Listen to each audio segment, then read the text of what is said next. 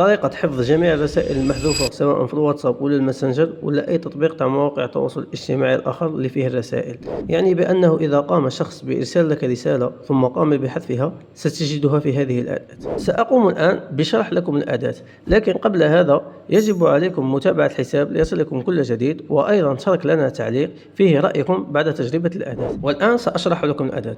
سنضغط على هذه Accept هنا وبعدها Activate ونعطيه الصلاحيات للتطبيق Authority.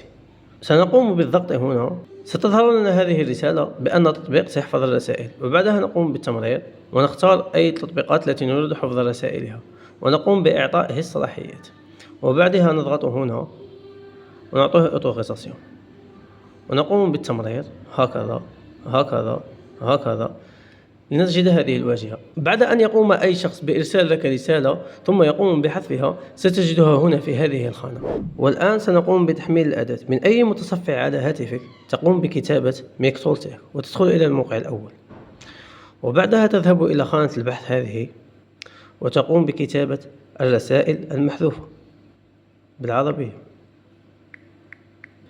هكذا. تقوم بالبحث،